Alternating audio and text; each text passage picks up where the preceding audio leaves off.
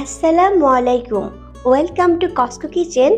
আমি আপনি সবাইকে স্বাগত জানিয়ে আরও একটি নতুন রেসিপি নিয়ে আসলাম আপনাদের জন্য। আশা করি সবাই ভালো আছেন, যে যেখানে আছেন। আমি আলহামদুলিল্লাহ ভালো আছি। আচার খেতে কে না ভালোবাসে, তাই আপনাদের জন্য আমি তৈরি করে দেখাবো জলপাইয়ের টক আচার।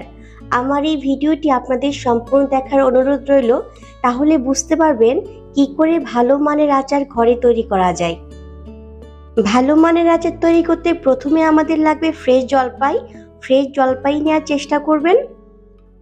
আপনাদের সুবিধার্থে আমি দেখিয়ে দিচ্ছি কিভাবে জলপাই ছুরির সাহায্যে দাগ কেটে নিতে হবে। আমি উপর থেকে বিচি পর্যন্ত লম্বা করে দাগ কেটে নিব, তাহলে আচারের ভিতরে খুব ভালো করে মশলাগুলো যাবে। আর এই কাজটি আপনারা চাইলে বটি দিয়েও করতে পারেন। এখানে আমি আপনাদের সাথে একটা টিপস ও ট্রিক শেয়ার করছি। আমি কিন্তু জলপাইগুলো ওয়াশ করিনি। ওয়াশ করার আগে আমি সবগুলো জলপাইয়ের দাগ খুব ভালোভাবে কেটে নিব। তারপর খুব ভালো করে ধুয়ে পর্যাপ্ত পানিতে জলপাইগুলো 1 থেকে 2 ঘন্টা ভিজিয়ে রাখবো। আর এই ভিজিয়ে রাখার মাধ্যমেই জলপাইয়ের স্বাদ অনেকখানি বেড়ে যাবে, কারণ প্রত্যেকটা জলপাইয়ের দাগের ভিতর দিয়ে জলপাইয়ে থাকা কষ বের হয়ে আসবে। কষ থাকলে কিন্তু জলপাই খেতে তেতো লাগবে। তারপরে কিন্তু জলপাইগুলো রেডি হবে আচারের জন্য। এই ফাঁকে আমি সিরকা দিয়ে সরিষা ব্লেন্ড করে নিচ্ছি। আপনারা চাইলে সাদা সরিষাটাও ব্যবহার করতে পারেন। জলপাই মাখানোর জন্য আমি এখানে মরিচ, হলুদ, ধনিয়া, লবণ আর সিরকা ব্যবহার করেছি। যখন 1 থেকে 2 ঘন্টা পর জলপাইগুলো পানি থেকে উঠাবেন, তখন লক্ষ্য করবেন পানি একটু কালচে মনে হচ্ছে। ওই যে বললাম, কষগুলো বের হয়ে যাবে। তারপর হয় কাপড় দিয়ে ভালো করে মুছে অথবা রোদে 20 মিনিট পানি শুকিয়ে মশলার সাথে খুব ভালো করে জলপাইগুলো মাখিয়ে নিতে হবে। আর অবশ্যই মনে রাখবেন, এই আচারটা তৈরি করতে কোনো পানি ব্যবহার করা যাবে না। যদি আপনারা বছর জুড়ে এই আচারটা সংরক্ষণ করতে চান, তাহলে অবশ্যই আমার প্রত্যেকটা টিপস ও ট্রিক্স আপনারা লক্ষ্য করবেন। তবে ব্যাকটেরিয়া ও ফাঙ্গাল গ্রো করার কোনো প্রকার সম্ভাবনা থাকবে না। তখন নির্দ্বিধায় এই আচার বাহিরে রেখে বছর জুড়ে খেতে পারবেন। জলপাইগুলো মাখানোর পর আমি 2 দিন কড়া রোদ লাগিয়েছি। আপনারা দেখতেই পাচ্ছেন কেমন হয়েছে। জলপাই কিন্তু কোনো প্রকার পানি অবশিষ্ট নেই। আপনারা যদি রোদে দেওয়ার ব্যবস্থা না করতে পারেন, তাহলে চুলার নিচে দিয়ে শুকিয়ে নেবেন। সিদ্ধ করে এই আচার তৈরি করা যাবে না। তবে আচার তৈরি হয়ে যাবে ঠিকই, কিন্তু কোয়ালিটি এশিওর করতে চাইলে এই বিষয়ে কম্প্রোমাইজ না করাই উত্তম। এই পর্যায়ে ফ্রাই প্যানে 2 কাপ সরিষার তেল দিয়ে কিছুটা গরম হলে তাতে 3 টেবিল চামচ পাঁচফোড়ন দিয়ে অপেক্ষা করব। যখন পাঁচফোড়ন থেকে সুঘ্রাণ বের হতে থাকবে, ঠিক তখন 3 টেবিল চামচ ছেঁচা রসুন অ্যাড করব। আমি এখানে 4 কেজি জলপাইয়ের আচার করে দেখাচ্ছি। রসুন কিছুটা নেড়েচে যখন দেখব হালকা ভাজা হয়েছে, তখন আমি এখানে 3 টেবিল চামচ সরিষা বাটা দিয়ে দিব।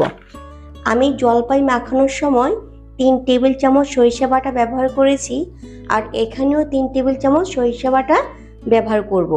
মোট আমার লেগেছে 4 কেজি জলপাইয়ের জন্য 6 টেবিল চামচ সরিষা বাটা।